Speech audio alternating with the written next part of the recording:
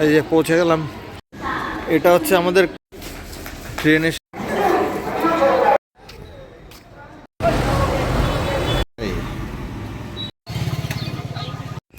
এই যে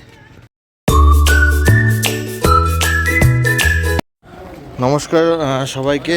তো আবার আজকে বেরোলাম, ঘুরতে যাচ্ছি। তো আজকে যাচ্ছি আমি বাঁকুড়া। তো এখন আমি এনজিপি যাচ্ছি, আর এখন বাজে রাত্রি 9টা। তো আমার সাথে যাচ্ছে সন্তোষদা।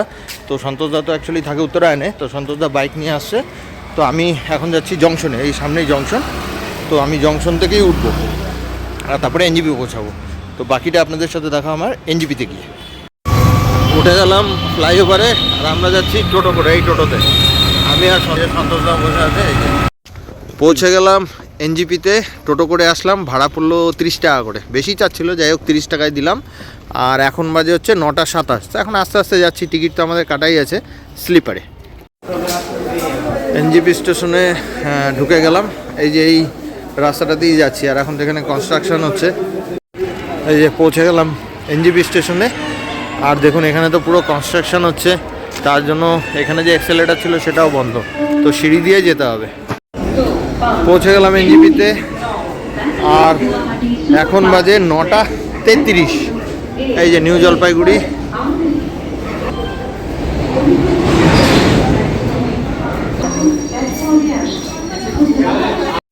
এই হচ্ছে আমাদের ট্রেন, এই যে 22612 এনজিপি টু চেন্নাই। কিন্তু আমরা নেমে যাব বাঁকুড়াতে।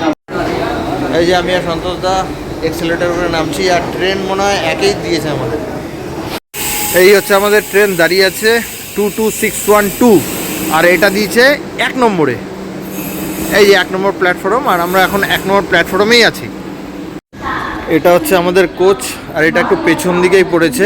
এই যে দেখুন চেন্নাই টু এনজিপি, এটা এনজিপির থেকেই ছাড়ে। আর আমাদের সিট নাম্বার হচ্ছে 68 আর 66, একটা মিডল বার্থ একটা লোয়ার বার্থ।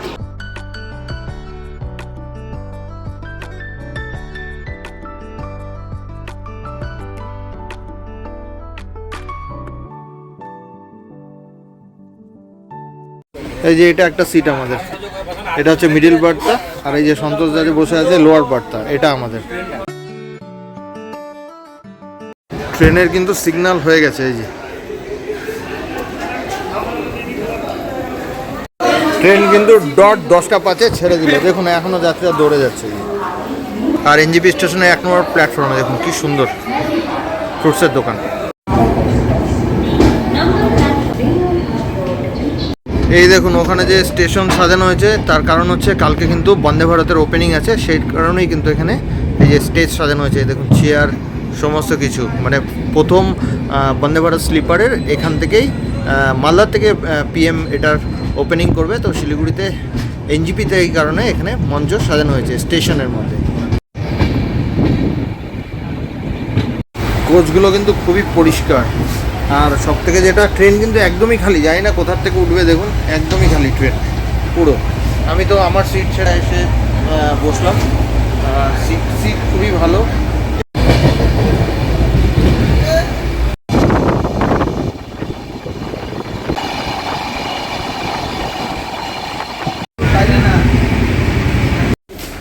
ট্রেন এসে দাঁড়ালো আলুয়াবাড়ি রোড জংশনে, আর এনজিপি থেকে আলুয়াবাড়ি রোডের দূরত্ব হচ্ছে রেলপথে 56 কিলোমিটার। আর এখানে আসার কথা ছিল 10টা 45, আর ছাড়ার কথা হচ্ছে 10টা 47, মানে 2 মিনিট হল। ট্রেন রাইট টাইমে এসছে। এখানেও কিন্তু কালকের উদ্বোধনের জন্য বন্দে ভারতের জন্য এখানেও কিন্তু এই যে প্রোগ্রাম মঞ্চ সাজানো হয়েছে স্টেশনের মধ্যে। আলুয়াবাড়ি রোড এটা, যে এখন আমি আলুয়াবাড়ি রোড ক্রস করছি। তো এখন শুয়ে পড়বো। তো এখন বাজে 11টা, আর কালকে আপনাদের সাথে দেখা হবে। কালকে যখন ট্রেন যখন পৌঁছবে অন্ডাল এবং দুর্গাপুর এবং আসানসোল, তো তখনই আপনাদের সাথে দেখা হবে। আর দুর্গাপুরে তো প্রায় 20 মিনিট 25 মিনিট হল্ট রয়েছে এই ট্রেনে, প্রত্যেকটা ট্রেনেরই, যেহেতু সেখানে ট্রেন ইঞ্জিন চেঞ্জ হয়।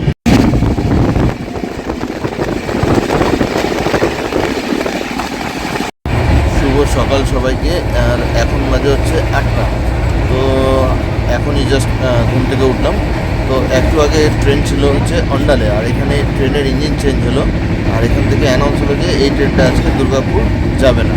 তো নেক্সট স্টপেজ হচ্ছে আসানসোল, যেটা পৌঁছানোর কথা হচ্ছে ওই 8:40, কিন্তু এখানে দেখাচ্ছে যে ট্রেন লেট করে আসবে 9:30টার দিকে। আর আমি যেখানে নামবো বাঁকুড়া, সেখানে এই ট্রেন পৌঁছানোর কথা ছিল 10:33, সেখানে এখন দেখাচ্ছে যে 11:30। এখন আমি বসে আছি আসানসোল জংশনে, আর এখানে এই ট্রেন আসার কথা ছিল 8:40 আর ছাড়ার কথা হচ্ছে 8:50, মানে 10 মিনিট এখানে হল্ট রয়েছে, কিন্তু ট্রেন আসলো 9টায়। আর এনজিপি থেকে এই আসানসোল জংশনের দূরত্ব হচ্ছে 518 কিলোমিটার। এটা হচ্ছে আসানসোল জংশন পার হওয়ার পরে।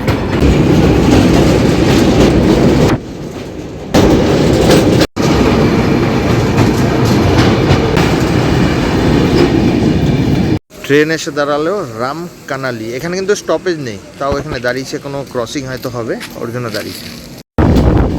এই হচ্ছে জয়চণ্ডী পাহাড়ে। এখানে এই ট্রেনের স্টপেজ নেই জয়চণ্ডী পাহাড়ে, জাস্ট ক্রস করছি। ট্রেন এখন দাঁড়িয়ে আছে আদ্রা জংশনে। এই আর এই ট্রেন সম্বন্ধে একটু সংক্ষেপে বলি। এই ট্রেনের নাম্বার হচ্ছে 22612, আর এটা এনজিপি থেকেই ছাড়ে প্রত্যেক শুক্রবার করে 10:05। আর এটা চেন্নাই গিয়ে পৌঁছয় 1 নাইট ক্রস করে তারপরে। তো আমি তো যাচ্ছি বাঁকুড়া, আর এনজিপি থেকে এই বাঁকুড়ার দূরত্ব হচ্ছে এই ট্রেন পথে 613 কিলোমিটার। আর এই 613 কিলোমিটার যেতে আমাদের সময় লাগে হচ্ছে প্রায় 12 ঘন্টা 28 মিনিটের মতো। আর এনজিপি থেকে এই বাঁকুড়া যেতে আমাদের হল্ট পড়ে 9টা। এই যে আদ্রা জংশন থেকে নিলাম, এই যে এখান থেকে ঝালমুড়ি নিলাম, একবার তো খেলাম, আবার বানাচ্ছি। এই যে দারুণ।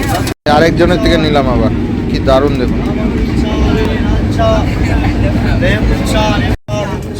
এটা হচ্ছে ছাতনা স্টেশন।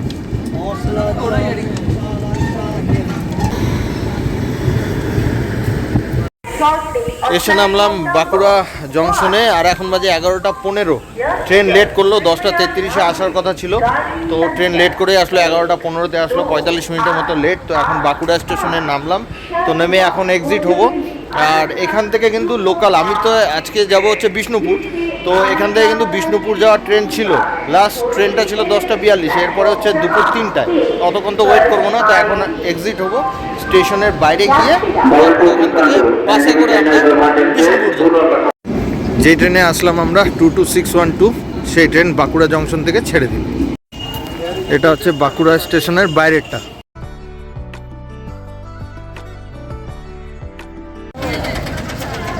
স্টেশনের বাইরে আসলাম, দেখুন মিষ্টির দোকানের নাম কি, দাদুর দোকান। এই বাসটা করে যাচ্ছি বাঁকুড়া স্টেশনের সামনে থেকে নিলাম বাসটা, তো 20 টাকা নিবে।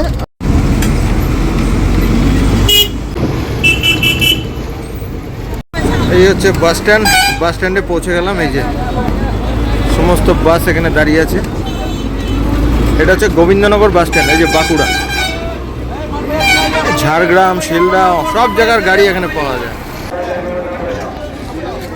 এই যে এই বাসটা করে আমি যাচ্ছি বিষ্ণুপুরে। এই যে দেখুন এখানে লেখাও আছে কিন্তু, এই যে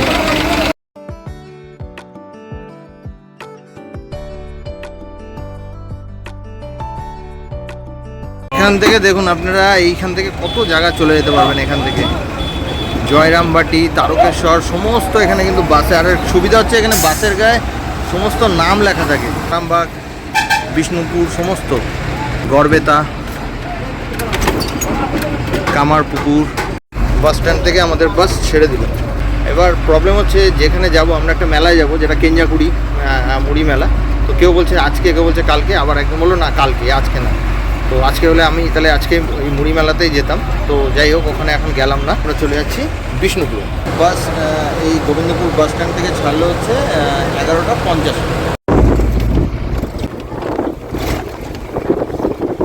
এই হচ্ছে বাসের টিকিট, 40 টাকা করে নিল, তো দুজনের লাগলো 80 টাকা। আর এই গোবিন্দপুর বাস স্ট্যান্ড থেকে বিষ্ণুপুরের বাস স্ট্যান্ডের দূরত্ব হচ্ছে এই সড়ক পথে 47 কিলোমিটার।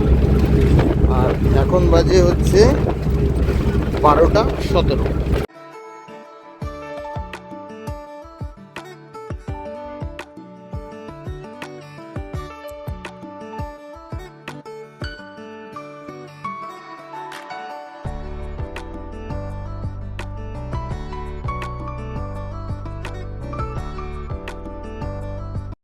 এই যে পৌঁছে গেলাম হচ্ছে বিষ্ণুপুর বাস স্ট্যান্ডে। এই যে পুরো বাস স্ট্যান্ডটা, এই যে সমস্ত গাড়ি এখানে দাঁড়িয়ে আছে, এখান থেকে সমস্ত জায়গায় যাওয়া যায়। আর আমাদের ওই বাঁকুড়া গোবিন্দপুর বাস স্ট্যান্ড থেকে এইখানে আসতে সময় লাগলো প্রায় 1 ঘন্টা 40 মিনিট। এটা হচ্ছে বিষ্ণুপুর বাস স্ট্যান্ডের সামনে। এই বিষ্ণুপুর বাস স্ট্যান্ড থেকে বেরোলাম, এই টোটোটা নিলাম, টোটো করে বের হয়ে গেলাম। ঘুরতে মোটামুটি 2.5 থেকে 3 ঘন্টা লাগবে। তো ঘোরার জন্য বললো 2.5 থেকে 3 ঘন্টা লাগবে মোটামুটি। তো এখানে ঘন্টা হিসেবে ভাড়া, তো আমাদেরকে বললো 200 টাকা ঘন্টা। তো বললো একটু কিছু উনি কম করে দিবে। তো আমরা দুজনই উঠে পড়লাম। তো এখন ঘুরতে বেরোতাম, এই দোকানে আসলাম খাওয়ার জন্য।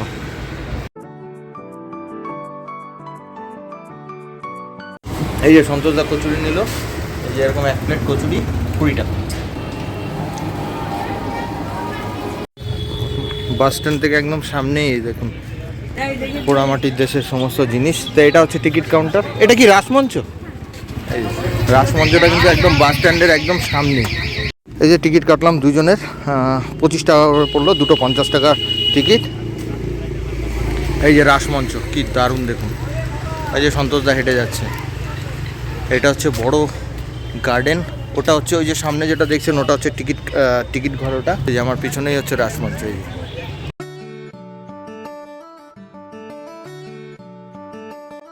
এই রাসমঞ্চ সম্পর্কে আমি আপনাদের একটু সংক্ষেপে বলছি। বিষ্ণুপুর বাস স্ট্যান্ডের খুব কাছেই রয়েছে এই রাসমঞ্চ। 1600 খ্রিস্টাব্দে মল্লরাজা বীর আহম্বের এটি তৈরি করেছিলেন। পোড়ামাটির ইট এবং বিভিন্ন নকশা দিয়ে তৈরি এই মন্দিরটি অসাধারণ সুন্দর। আপনারা বিষ্ণুপুর আসলে এই রাসমঞ্চে কিন্তু অবশ্যই যাবেন। আর এই রাসমঞ্চে রয়েছে অসংখ্য ইতিহাস, আর এই ইতিহাস জানতে হলে আপনারা পেয়ে যাবেন এখানে গাইড। আর রাসমঞ্চটা একটা মঞ্চের মতোই কিন্তু উঁচু, যেটার হাইট 5 ফুট 8 কিংবা 5 ফুট 9 মতো হবে। এবং এখানে রয়েছে অসংখ্য দরজা এবং ঘরের মতো। আর মূল মন্দিরটি কিন্তু অনেকটাই উঁচু। রাসমঞ্চ দেখে বেরোলাম, এখন আমরা যাচ্ছি হচ্ছে দলমাদন কামান। রাসমঞ্চ দেখে আমরা সোজা চলে আসলাম মল্ল রাজাদের আমলে তৈরি এই সুবিশাল ঐতিহাসিক কামানটি দেখতে। আর এই কামানটির নাম হচ্ছে দলমাদল কামান। আর দলমাদল কথার অর্থ হচ্ছে শত্রু দলনকারী। আর এটি মল্ল রাজাদের ক্ষমতার প্রতীকও বটে, এবং মারাঠা আক্রমণ প্রতিহত করতে এই কামানটি ব্যবহার করা হতো। সম্ভবত 1742 খ্রিস্টাব্দে রাজা গোপাল সিংয়ের নেতৃত্বে জগন্নাথ সরকার এটি নির্মিত করেছিলেন। আর এই কামানটির ওজন প্রায় 11,840 কিলো এবং লম্বায় 3.8 মিটার, এবং এটি 63টি লোহার রিং একসাথে যুক্ত করে এটি তৈরি করা হয়েছিল।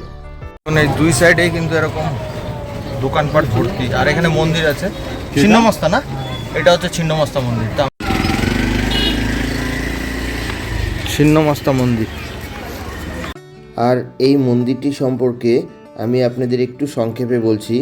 পশ্চিম মেদিনীপুরের এক ব্যবসায়ী 93 বছর বয়সে মায়ের স্বপ্নাদেশ পেয়ে এই মন্দিরটি তৈরি করেছিলেন। আর মায়ের মূর্তি আনা হয়েছিল রাজস্থান থেকে। এই মন্দিরটি প্রায় 100 বছরেরও বেশি পুরনো। এই মন্দিরটির অবস্থান হচ্ছে বিষ্ণুপুর শহরের 3 নম্বর ওয়ার্ডের দলমাদল রোডে। এখানে দেবী মস্তকহীন অবস্থায় নিজের ছিন্ন মস্তক দ্বারা পূজিত হন। মন্দিরের ভেতরে মোবাইল অ্যালাউ না, তাই ভেতরটা দেখাতে পারলাম না। আর এখানে এরকম পূজার সামগ্রী আছে।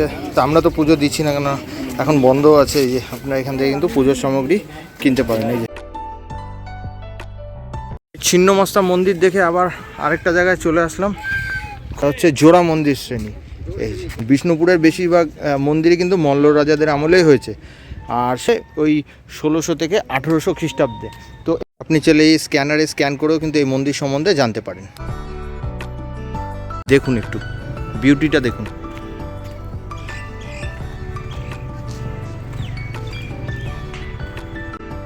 আর এই মন্দির সম্পর্কে আমি আপনাদের একটু সংক্ষেপে বলছি। এটা হচ্ছে বিষ্ণুপুরের জোড়া বাংলা মন্দির বা কেষ্টরায় মন্দির, কেননা আগে এখানে রাধাকৃষ্ণের পুজো হতো। 1655 খ্রিস্টাব্দে মল্লরাজ রঘুনাথ সিং নির্মিত করেছিলেন এই বিখ্যাত টেরাকোটা স্থাপত্য। মাকড়া পাথরের ওপরে স্থাপিত এই দক্ষিণমুখী মন্দিরটি 2টি দোচালা ঘর পাশাপাশি জোড়া লাগিয়ে তৈরি, তাই একে জোড় বাংলা মন্দির বলা হয়।